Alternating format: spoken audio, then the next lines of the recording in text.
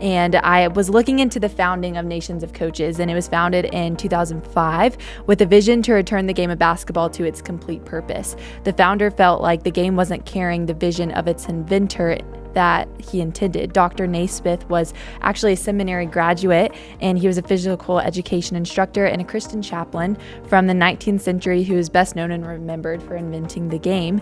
And he said his heart behind this game was to win men for the master through the gym.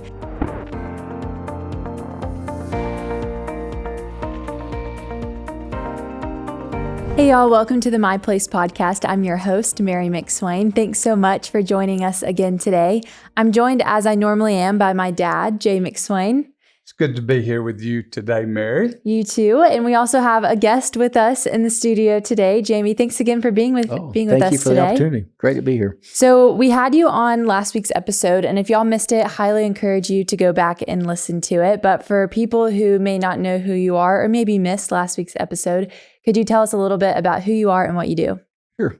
I met Jay when I was 16, and he was my youth minister in Columbia, South Carolina. And I went off to college, and I never saw him again until 2003 when God, I believe, was directing me to go from corporate sales into ministry. And I went to a place workshop. It's not even a place workshop. It was just one of those breakout sessions, and I walked up to him, and he didn't recognize me because I'd gained 100 pounds or so since high school. And I told him who I was. He remembered my name. We talked, and right then we just kind of connected it right back. And from there, I came to work with Jay and was trained. And from there, we've been together for all these years now. When you were a baby, we were working together, and so out of that came an opportunity to go to work in Greenwood, South Carolina, my wife's home church,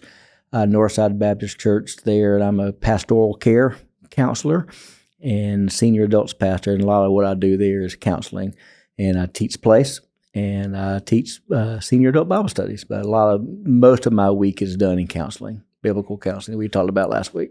And we need to also just mention, if they're watching us on YouTube, that we are not in our normal studio today. We're actually in my office, and a pretty different environment for us to do these, but kind of exciting. And as the clouds come in and out, even the picture may change a little bit, but really excited to have Jamie last week and then this week and the topic that we're going to talk about this week.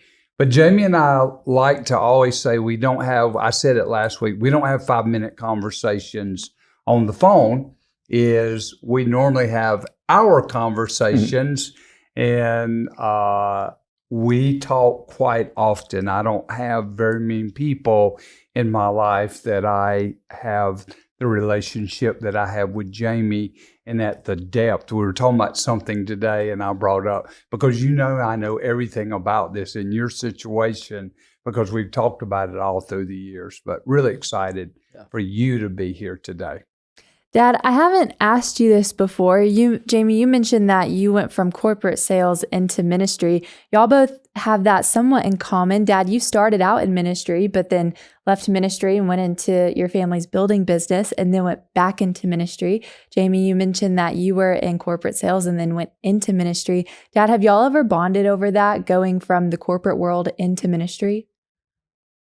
We haven't, because we are talk both business passionate about ministry. And we do bring up, Jamie will talk about at times. I know one of the things he's taught me that he got from his sales was that you got to keep people before you all the time, and you got to find different things like what we're doing today to keep, and you got to offer things to show value to them. So we've pulled a lot upon finances, our corporate work life. I don't know if my family's business was corporate, but business life, but we pull upon it. But it really always goes back. Both of us are very passionate about ministry. There's another way that y'all's life experiences somewhat overlap, and that's what we're talking about today, is the sports ministries that y'all are both somewhat involved in, a little bit differently between the two of you, but nevertheless involved in sports. And Jamie, you're involved with something called Nation of Coaches. Nations of Coaches. Nations of Coaches. So if you could, for the audience and for us, tell us a little bit about what they do and how you got connected with them. Okay. Nations of Coaches is a college basketball ministry. They only do college basketball, and I'm not employed by them, so I'm just what's known as a character coach. So if I talk erroneously about them, that's because I don't work for them, but I'm affiliated with them. Steve Roberts is a friend of mine that goes to our church. He's a regional director in our area. He covers South Carolina, parts of North Carolina, and parts of Georgia.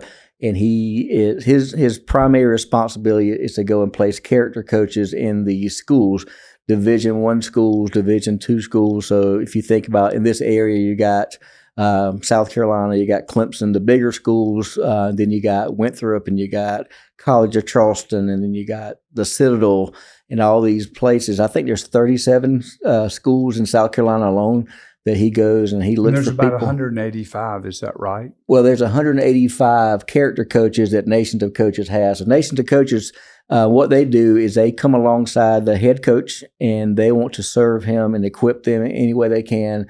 So what they do is they recruit people like me, the pastors, other people, volunteers who are willing to do this position and become a chaplain or a character coach. They train them, vet them theologically, and then they go to the coach, get his permission, they meet together, and then whatever the coach wants, whether it's just one-on-one time with the coach or if he wants to put us in front of the players, however he wants to do, if he wants us just to be there to serve food or something. It's just however we can support them, which kind of goes along with my gifts of helps.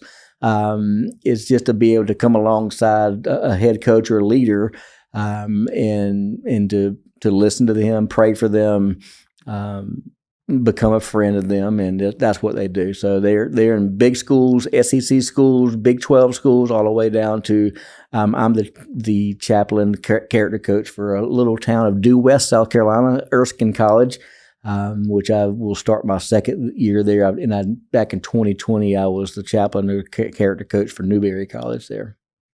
As I was looking into Nations of Coaches, I learned some interesting things about even just the game of basketball and the intent in its founding. Yeah. The game of basketball was founded in 1891 as a game to be played between football and baseball season as an indoor sport. And the very first game was played in the winter of 1891 with a soccer ball and a peach basket. Who would have thought? But by 1936, only 45 years later, the game had taken the world by storm, becoming an Olympic sport. And now over 300 million people today play worldwide. So what a ministry and what a platform that is, because so many people are impacted by the game. And I was looking into the founding of Nations of Coaches, and it was founded in 2005 with a vision to return the game of basketball to its complete purpose. The founder felt like the game wasn't carrying the vision of its inventor that he intended. Dr. Naismith was actually a seminary graduate, and he was a physical education instructor and a Christian chaplain from the 19th century who is best known and remembered for inventing the game. And he said his heart behind this game was to win men for the master through the gym. And I thought that was such a beautiful picture of the intent of the game, was to bring people together, but to win them through the master through this platform. And when we think of lots of sports today, we don't oftentimes think about what was the intent of its creation. And for basketball, at least, the intent of its creation was to win people to Christ by bringing them together and by influencing more than just their game, but influencing them not just as a player, but as a person and developing the person itself. So while the game has evolved, the founder of Nation of Coaches wanted to bring the game back to its original purpose, to use basketball to develop the next generation of men and to help players make the connection between character and sport. With that mission of bringing character as a coach, how have you been able to do that as a character coach for Nations of Coaches? It's interesting because when you go into a chaplaincy role, and I have a great model here, as we talked about last time, Jay has been such a mentor to me. You understand that in sports, even if it's a Christian campus, not all people on the team are believers. So sometimes you're invited in, and a lot of times there is prayer, and there's a lot of times you can do a devotional. A lot of times it's just relationship building, evangelism, meaning just to be able to meet people where they are, build a relationship with them, care for them, honestly, get to know them.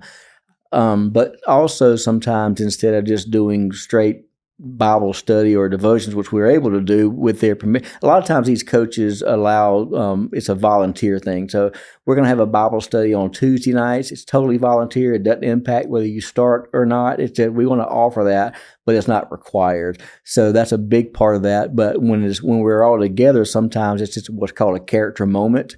And you might want to talk about thankfulness, or you might want to just use a characteristic to, Thanksgiving. I remember when I did that back in 2020. It was around Thanksgiving time. And what I wanted to say to them there is a lot of people stop playing in high school, and that's it for them. You're at the college level now. You continue to play the game that you love. You need to be thankful for those things. So sometimes you just talking it that way, some motivation, some inspiration. Sometimes you can go do a gospel presentation or even a Bible study if warranted or if needed or allowed.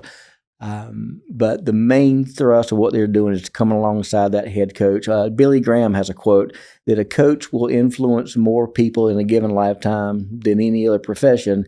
The question he had was who's reaching out to the coaches. And that's where nations of coaches came back and said, let's go to the coaches first. Think about what a coach goes through. In a given season, you've got all the distractions. You got media. You got a schedule that's crazy. You're trying to be a parent while you're on the road 4 months out of the year. All of the contracts, all the stuff that's going on now with transfer portal, NIL, and you tend to isolate yourself to stay away. Well, who's walking with that guy when the pressure's on? So if we can, and if we're allowed to, drop in behind that rope a little bit with them and walk with them, listen to them, care for them, want nothing from them other than to help them, that's the goal of Nations of Coaches. Dad, you've been the chaplain for the Atlanta Braves now for, is it 15 years? 15 years, yeah. What similarities do you hear from Jamie in your approach to your role as the chaplain there? Yeah. I heard this early on, that being a chaplain and coming alongside athletes or people that work in an organization, it's really a ministry of presence. Yes. And, the guys that I've built the great relationships with, oftentimes it's in a crisis moment. And I've seen some where they weren't real interested until the crisis. But if you built the relationship, all of life really comes back to relationship. Everybody has platforms, but it comes back to relationship. And whether it's working with a high school athlete, whether it's working with a college athlete, a high school coach, a college coach, a professional coach, a professional athlete, it really comes back to relationship and using different ways to connect with them. So I think that's the similarity, a ministry of presence that starts with a relationship. We were actually at the stadium yesterday. Yes, we were. Think. With you. Yes, and they, again, were just marveling. Sorry, I'm bragging on my little daughter here. Proud Papa. Bragging about you presenting yesterday. So we were there with Samford University. The Braves organization has a partnership, a mentoring program with them. But what always stands out every single time I go to the stadium with you, and I tell everybody this, is that if you go to the stadium with Dad, you will stop about every 10 feet because Dad will hug someone and tell them that he loves them. And he typically knows their name too, and he knows a little bit about them. But that stands out to me every single time I go because your platform, your title is as the chaplain for the Braves. And the big thing, quote unquote, that you get to do is that every Sunday, if there's a game day, you get to preach a message that's broadcasted throughout the whole stadium. Even outside in the Battery can hear it sometimes. And that is an incredible platform to share the gospel. And you've impacted, I'm sure, so many lives through that message. But I think what has impacted people all the more is that when you're not speaking to them, you are interacting with them. You are in front of them. them, seeing them for who they are as an individual, telling them that you love them and that God loves them, and the smiles and how much they light up when they see you and when you get to see them. I heard it said one time that people will forget what you say, but they will never forget how you made them feel. And you made those people feel seen and feel loved by you, and even reminding them that they're loved by God. And that is the essence of the ministry of presence. And even with what you were talking about with Nations of Coaches, is that you are a presence for that coach to be alongside them, not looking for anything out of them, but simply being there for them, maybe even being there for their players. But that ministry of presence is so impactful and so huge. And I've seen that at the Braves, and I'm sure you've seen that even in your ministry of counseling and sitting down with coaches, that just being there for them, just being there with your presence has such a huge impact on them. Sure. A lot of pressure for those guys. Absolutely. Have you been able at all to use place through your ministry with them? A little bit. Last year, I got into personality with them and tried to do a on the fly. Hey, here's some words that may describe you. Raise your hand if it. So I didn't take them through the how many questions? 16 questions. I'm used to 24.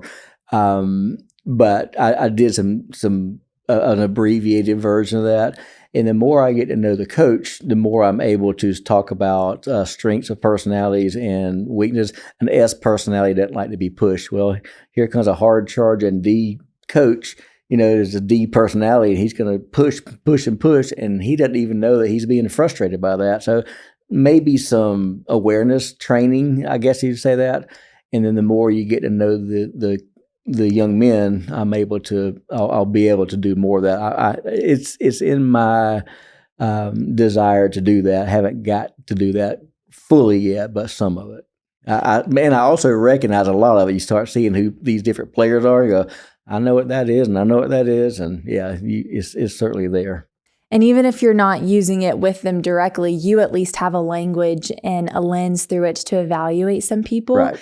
And it's not meant to label them, but rather help you understand who they are and maybe identify some of those frustrations based off of what you know about how some personalities are wired, that if you see that this player is getting frustrated by this, it might be why. And you don't have to tell them, hey, I see this in you, but you are just able to speak into your discernment of what's going on internally for them based off of what you see externally in their behavior. Yeah. Even as simple as active versus reserved. Some people are active, some people are laid back, but laid back doesn't mean that I'm not equally gifted or talented. It just means my personality is not as outward as yours. You might be more competent than the outward person, but even recognizing it at that basic level, you can help in that way. I'll say something about using place. It's kind of interesting. We're sitting in my office, and last year we had a player that retired from baseball, and he came and sat right here at this table. I had his place profile, and I was able to talk through with him about what may be some opportunities for him based upon the way he's wired. And what is really interesting about using place with athletes is I did place my very first year with players. And one of the players went through, and he went on to play for about 12 years. And when he retired, he circled back with me, and he said, hey, I know I took that. And it was at the beginning of his major league career. And he said, it was interesting, but, I wasn't really looking through the lens of how this might help me with what I'm doing now. And we walked through it, talked him through it. And it is really cool. This year, while my message every week goes out throughout the stadium, it's been created for a purpose, Ephesians 2:10. And what I've done this year is I've taken the elements of place, like we do our last Sunday, because unfortunately, if you follow the Atlanta Braves, we're not going to be in the playoffs for the first time in 8 years. So our last Sunday is this Sunday. But we're looking at the E, experiences of life, which will be our third week on experiences. But I did the beginning, personality. I went through gifts, and it's been real cool without saying, okay, open up your place book to such and such a page. I've been teaching through the principles, kind of like you did Yeah. with the personality, even without saying, open your book. But it's been neat for me as I've got to do it both ways with players, with executives in the front office, and it's been pretty cool for that. So, yeah. Y'all have been able in your ministry to come alongside people in pretty similar ways, players, coaches, organizations, and your ministry has been similar, but I'm sure you've performed those roles differently based off of both your personality and your spiritual gifts. So I want to ask both of y'all, but Jamie, I'll start with you. How have you seen you fulfill the role that the Lord has offered you, that has put before you through your specific personality and your specific giftings? I think probably going back to the gift of help. I think I mentioned last week my personality is equally I and equally S. So I'm an IS. I'm not a D. I'm certainly not a C, as my wife can attest. But I'm relational. But in this role, when there's D's around and there's leaders around, it's pretty easy for me to take a back seat, and I shift. But my heart is to advise. The helps in me wants to come alongside. So. And I have the gift of encouragement. So when a coach loses a game, sitting there going, what text, coaches don't stay around very long when they lose, so they go and do their thing. And I'm like, what do I send him on a text? I want to say something to him, or I'll follow back up the next day and try to encourage him some way. But walking with him, I'm not. I really wouldn't care too much to stand in front. I do stand in front of them and talk, but I would just rather do the one-on-one thing. So I think for my personality and my gifting, it goes back to my counseling. I like walking individually with people, but when I do that, I feel like I have bigger impact there because we can have a dialogue, and that's not as much as an out front. I'm more reserved than I am active. And I think with Jay's, I'll let him speak to that, but he can stand up in front of a lot of people and command an audience and direct them and bring confidence there. I do that kind of one-on-one behind the scenes. You used a word, this is what I would rather do. So I think it's interesting with your personality, with your abilities, with your gifting, there's oftentimes what you can do and what you want to do. And sometimes you have to do what you can do in order to be able to do what you want to do. So you can stand up in front of the players. You can stand in the front if it's helping the coach, sure. if it's assisting and helping and walking alongside. But you do that so you can get to do what you want to do, Right. which is walking alongside them individually. And I think that's true for a lot of people in their job and in their ministry, is that you do what you have to do in order to get to do what you want to do. And there's a recognition of, this is why I'm not as comfortable in this role, but I do what I'm less comfortable with in order to do what I believe I have a lot more impact in. And there's a realization that helps you get through the uncomfortable in order to get to the impactful. Yeah. I think a lot of times, in kind of going back to one of the rules, and I would think is, as a chaplain or character coach, is you want to bring value to them and you don't want anything from them. So not going to go up and ask them for jerseys or T-shirts, or I've been given some of those, but I've never asked for that. I'm not asking for tickets. I'm not asking, everybody wants access to these high profile coaches, and you're like, we don't want that for you. We want it to be a safe place. And it takes trust, because if people's always after you, what's your motive? Especially with Nations of Coaches, they really do a great job of equipping you. So you're there to serve at what they want, and just sit back here in the audience, blend in, serve, be an active participant, cheer the team on. Just little things like that matter. And that's the neat part about being a chaplain, is you get to do those things, and as that trust is built, you get to do other opportunities. They'll let you have access to the team, come in and pray for the team, meet the team. Anything that you can do, just doing stuff for them and not getting something from them, always is going to build trust, which also is going to allow you to have more influence. Absolutely. So, Dad, what would you say? How have you performed your role as a chaplain through your specific personality and your spiritual gifts? Well, I am not an SI personality. I'm a D, and that's it. And the spiritual gifts of leadership and hospitality. And, I've put together a video that I've used in a lot of places that I've spoken at that kind of introduced me. And I have literally, the camera guys at the Braves and I were looking back at this. I've probably put up over 1,500 times people up on the screen. And that equates to thousands and thousands, because sometimes it may be a college group that's 30, 40 college students. I've taken people on the field. So many, gotten to give people behind the scenes what it's like, hospitality. But I get to use that to really talk about spiritual things, even with people that come with me.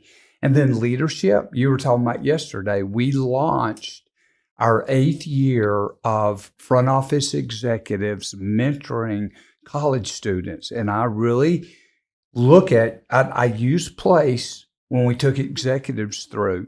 And I remember we had 5 of them that had a passion for college students and mentoring.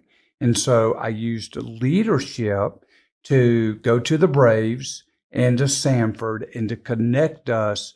And we launched our 8th year. And so that's how I've looked at a lot of my role. I don't have the gift of evangelism, but I've got to lead players to Christ.